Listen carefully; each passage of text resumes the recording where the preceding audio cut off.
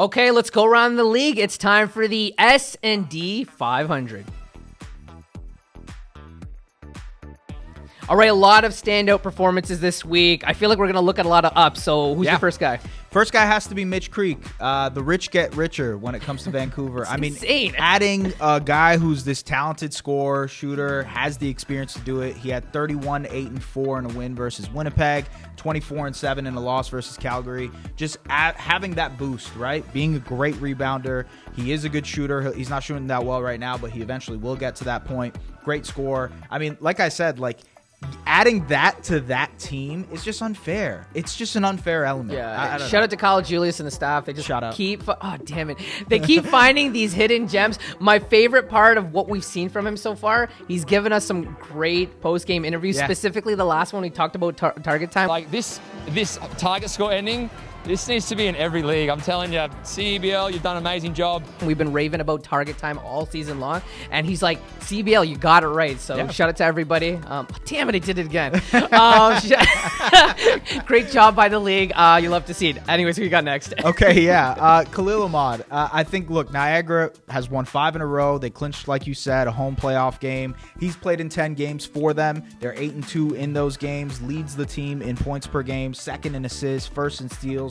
Doing it defensively, an incredibly clutch player still, by the way, and I think he's just dominating. They are better when he's at his best, and obviously that's happening right now for Niagara. Hopefully it happens in the playoffs, though. We'll see. Most definitely.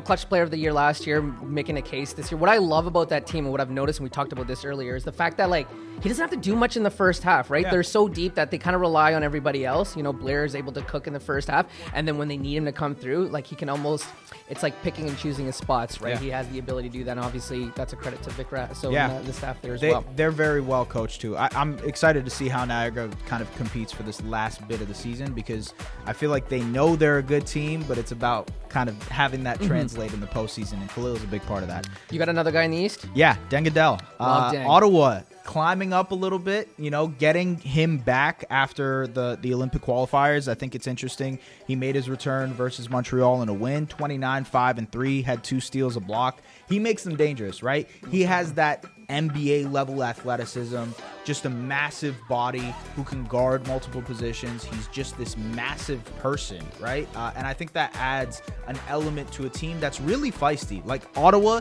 if you watch them, they try really, really hard every game. Right. They're competing in every game, and I think he's one of their best competitors. And that's why 2 weeks ago I chose him as my sleeper, right? Yeah. Because they're well coached. They got a deep squad, and you talk about massive. They're going to need him to be massive because Zana's not around anymore. Damn it, shout out. We love you, Zana. We love that you've gone overseas. And his fits are overseas. We're going to miss that as well. Yeah. Last one, out west. Corey Davis Jr.